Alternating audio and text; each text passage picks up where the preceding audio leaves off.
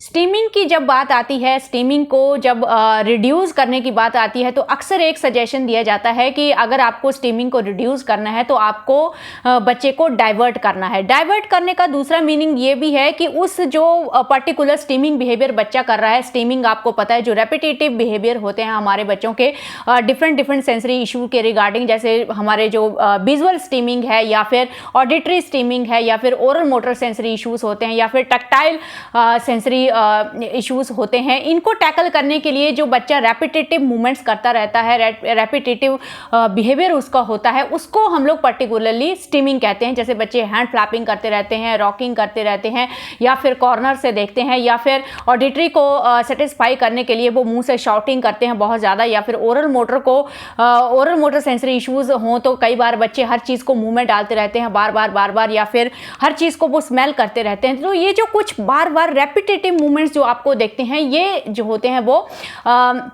Steaming इसको हम लोग बोलते हैं। जो कई बार बच्चे हिटिंग भी करते हैं या फिर हेड बैंगिंग करते हैं, वो भी स्टीमिंग के अंडर ही आता है। तो ये सारे इश्यूज को टैकल करने के लिए अक्सर एक सजेशन दिया जाता है कि बच्चे को डाइवर्ट करना है। ऑब्वियसली हम बच्चे को डायरेक्टली स्टॉप नहीं कर सकते हैं कि नहीं बेटा ऐसा मत करो, क्योंकि ऑब्वियसली इससे क्या होता है कि जितना आप बच्चे को स्टॉप करते हैं, बच्चा उतना ज़्यादा वो स्टीमिंग बिहेवियर और ज़्यादा करता है। तो इसलिए डाइवर्ट करने के लिए बोला जाता है ताकि बच्चे को ये पता भी ना चले कि मैं जो स्टीमिंग कर रहा हूं उसको रोकने के लिए या उसको रिड्यूस करने के लिए मुझे जो है वो डाइवर्ट किया जा रहा है। तो उसको बिना पता लगे हम लोगों को वो चीज़ करनी होती है ताकि धीरे धीरे बच्चा जो है वो जो स्टीमिंग कर रहा है वो थोड़ा रिड्यूस होते जाए। लेकिन ऑब्वियसली जब आप उसको डायरेक्टली स्टॉप कर रहे हो वो स्टीमिंग बिहेवियर करने के लिए, मैंने आपको पहले भी बोला है कि जो स्टीमिंग होती है वो इन बच्चों की ज़रूरत है, वो सिंपली बिहेवियरल इश्यूज़ नहीं है। स्टीमिंग कुछ हद तक बहुत ज़्यादा ज़रूरी है। बिना स्टीमिंग किए ये अपने आप को शांत नहीं रख सकते, रिलैक्स नहीं रख सकते।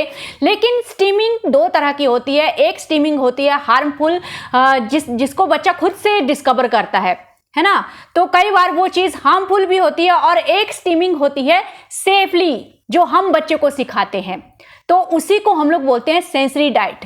जैसे हम लोगों को रोज़ भूख लगती है, भूख रोज़ लगती है ना, ऐसा तो है नहीं कि कभी कभी लगती है या हम लोग भूख को स्टॉप कर सकते हैं, नहीं, भूख रोज़ लगेगी। हम काम करेंगे तो भूख रोज़ लगेगी, हम लोगों को रोज़ खाना है, तो वो क्या है, डाइट है ना हमारी। उसी तरह से जो स्टीमिंग है, जो सेंसरी इश्यूज़ हैं, उनके लिए एक रेगुलर डाइट चाहिए होती है। तो एक कमेंट मैंने रीड किया, वहाँ पे पेरेंट्स समझ नहीं पा रहे हैं कि सेंसरी डाइट का क्या मीनिंग है। सेंसरी डाइट का मीनिंग ये नहीं है कुछ खिलाना है आपको, मतलब सेंसरी डाइट का मीनिंग ये है कि जो स्टीमिंग बच्चा आपका कर रहा है, जो रेपिटेटिव बिहेवियर जो आपको दिख रहा है अपने बच्चे को, उसको टैकल करने के लिए जो एक्टिविटी होगी या फिर रिप्लेसमेंट बिहेवियर होगा, उसको हम लोग सेंसरी डाइट बोलते हैं। डाइट इसको कुछ हद तक इसलिए बोला जाता है क्योंकि ये बच्चे की रेगुलर नीड है, थ्रू आउट द लाइफ उसको ये चीज़ चाहिए। लेकिन हम वो चीज़ जो है वो एक सेफ वे में बच्चे को प्रोवाइड करेंगे। हम सिखाएंगे बच्चे को कि जो भी तुम्हारा स्टीमिंग बिहेवियर है उसके लिए एक सेफ वे भी हो सकता है, जो हम सिखाते हैं बच्चों को। तो ऑब्वियसली अब यहाँ से ये बात क्लियर हो गई कि जब तक आप इंटरफेयर नहीं करते हैं तो टाइम्स के साथ क्या होता है कि बच्चे कई हार्मफुल वेज डिस्कवर करते रहते हैं अपने सेंसरी इश्यूज़ को काम डाउन करने के लिए या खुद को रेगुलेट करने के लिए। तो इस वजह से भी ये जो थेरेपी का रोल है या पेरेंट का जो इंटरफेरेंस है वो बहुत ज़्यादा इंपॉर्टेंट हो जाता है।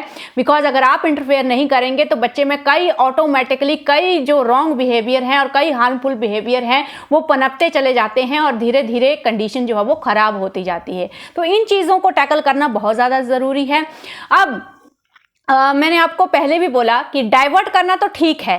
कल मैंने एक कमेंट रीड किया जहां पे एक पेरेंट ने लिखा था कि हैंड फ्लैपिंग को मैं कैसे रिड्यूस करूं, तो वहीं पे किसी पेरेंट ने आंसर किया था कि आप बच्चे को डाइवर्ट करो। ये यहाँ तक आंसर उनका सही है, डेफिनेटली हमको डाइवर्ट करना है। दूसरा उन्होंने वहां पे बोला कि आप बच्चे को क्लैप करने को बोलो। एंड डेफिनेटली हैंड फ्लैपिंग को अगर टैकल करना है तो आपको सीधा यहाँ से समझ में आ रहा है। हैंड फ्लैपिंग इस तरह से करते हैं ना बच्चे, तो हैंड फ्लैपिंग का मतलब है हैंड्स को आपको एंगेज करके रखना है, हैंड को वो प्रेशर प्रोवाइड करवाना है जो बच्चा हैंड फ्लैपिंग करके ले रहा है ना।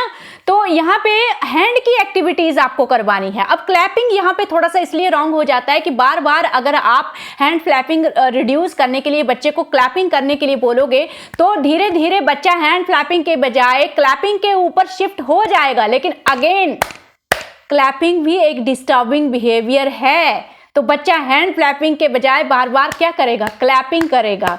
तो ये हर जगह पे नहीं हो सकता है।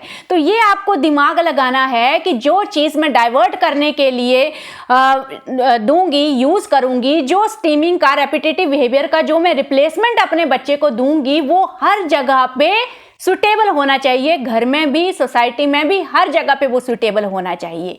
तो ये चीज़ आपको डिस्कवर करनी है। अब आपको सीधा पता चल गया, अपना खुद का दिमाग लगाना है। हैंड फ्लैपिंग को मुझे रोकना है, मुझे उसके हैंड को एंगेज करना है। घर पे तो मैं उसको वो सेंसरी डाइट कैसे दूंगी, पुश पुलिंग की एक्टिविटीज करवा सकते हैं। क्ले से बच्चे क्ले दे सकते हैं आप बच्चे को खेलने के लिए, डो आप बच्चे को खेलने को दे सकते हैं। तो या फिर जो सामान होता है हमारे किचन में, जो डब्बे होते हैं, दालों के डब्बे होते हैं या किसी के भी होते हैं, वो एक जगह से उठा के दूसरी जगह पे रखना है धीरे धीरे, तो वो जो प्रेशर है वो हैंड पे आएगा। तो इस तरह की एक्टिविटीज आपको करवाते रहना है। फाइन मोटर की एक्टिविटीज भी आप करवाते रहो, जो क्लिप्स होते हैं या फिर बीड्स होते हैं, तो ये सब आपको करवाते रहना है। अब जब बच्चा बाहर जा रहा है तो आप क्या कर सकते हो, हैंड फ्लैपिंग अगर आपको अजीब लगती है, हालांकि बच्चे के लिए वो सेफ है, हैंड फ्लैपिंग यूजुअली हार्मफुल नहीं होती है, बच्चा उसको कर रहा है ठीक है, लेकिन पेरेंट्स को वो समटाइम्स एम्बैरेसिंग सा बिहेवियर लगता है, तो उसको आप एक स्क्वीजिंग बॉल मिलती है येलो कलर की, स्माइलिंग बॉल, वो आप यूज कर सकते हो। दिन में भी घर में आपको 2-3 बार बच्चे को वो स्क्वीज करने के लिए देनी है, तो ऑटोमेटिकली हैंड पे क्या जाएगा, प्रेशर जाएगा ना उससे, तो वो आप दे सकते हो। वो सबसे सेफ तरीका है। आप अगर बाहर जा रहे हैं तो भी उस बॉल को आप लेके जा सकते हो, बच्चा उसको स्क्वीज कर सकता है, लेकिन कोशिश कीजिए कि एवरी टाइम बच्चे के हैंड में वो चीज नहीं रहनी चाहिए। फिर क्या होता है कि एक चीज अगर बच्चा बार बार कर रहा है तो वो एडिक्शन हो जाती है, वो हैंड फ्लैपिंग कंप्लीटली छोड़ देगा लेकिन बॉल को नहीं छोड़ेगा फिर। तो वो चीज है कि जो सेंसरी डाइट है, जो भी चीज आप बच्चे को रिप्लेसमेंट में दे रहे हो, उसको आपको होल डे नहीं रखना है, बीच बीच में देना है, ब्रेक में देना है, जो भी देना है। ऐसा नहीं कि आपने डिस्कवर कर लिया कि हाँ भाई जब मैं स्क्वीजिंग बॉल दे रही हूँ बच्चे को स्क्वीज करने के लिए तो बच्चा मेरा हैंड फ्लैपिंग बिल्कुल छोड़ दे रहा है और सही है, ये ऑल द टाइम बच्चे के हैंड में वो आप बॉल दे के रख रहे हो। फिर क्या होगा, बच्चा हैंड फ्लैपिंग नहीं करेगा। लेकिन जब आप बच्चे को कुछ सिखाने जाएंगे, जब बच्चे से आप कुछ इंटरेक्ट करेंगे, जब बच्चे के साथ आपको कुछ एक्टिविटीज़ करनी है, बच्चा उस बॉल को नहीं छोड़ेगा, तो वहाँ पे प्रॉब्लम आती है। तो सेम बच्चे के दिमाग में ये मैसेज जाना चाहिए कि जो मैं सेंसरी डाइट ले रहा हूँ, होता भी ऐसा ही है, रेगुलर पूरा दिन ज़रूरत नहीं होती है, दिन में 2-3 बार अगर वो प्रॉपर डाइट उसको मिल गया तो फिर वो जो स्टीमिंग बिहेवियर है वो रिड्यूस हो जाता है ना। तो आज के इस वीडियो से आपने कितनी बातें सीखी यहाँ पे। फर्स्ट जो फैक्ट है वो आपने ये सीखा कि जो सेंसरी इशू को काम डाउन करने के लिए जो मैं अपने बच्चे को डाइवर्ट करूंगी, जो मैं रिप्लेस करने के लिए जो बिहेवियर अपने बच्चे में मैं डेवलप करूंगी, वो सेफ होना चाहिए। हर जगह पे मैं उसको यूज़ कर पाऊँ, घर में भी यूज़ कर पाऊँ, बाहर भी उसको यूज़ कर पाऊँ, और उस जो पर्टिकुलर मैं चीज़ यूज़ कर रही हूँ वो ऑल द टाइम मुझे अपने बच्चे को नहीं देनी है ना, बीच बीच में देनी है ना। नुकसान उसका वही है कि फिर आप कुछ लर्निंग नहीं करवा पाएंगे अपने बच्चे को। और ये चीज़ मैंने खुद अपनी आंखों से देखी है कि बच्चों को हैबिट हो जाती है उस पर्टिकुलर टॉय को अपने हैंड में लेके रखने की। आप कुछ नहीं करा सकते उस बच्चे से, कुछ भी नहीं करवा सकते हो, तो ये हैबिट नहीं डालनी है। कोई भी चीज़, अगर इसकी बात नहीं है, कोई भी चीज़ अगर बच्चा बार बार मतलब उसको छोड़ता नहीं है, आपको दिख रहा है मेरे बच्चे को उस चीज़ की बहुत ज़्यादा एडिक्शन होते जा रही है, टाइम से उस चीज़ को कंट्रोल कर लो, क्योंकि आगे चल के वो लर्निंग को अफेक्ट करती है बच्चे की, है ना।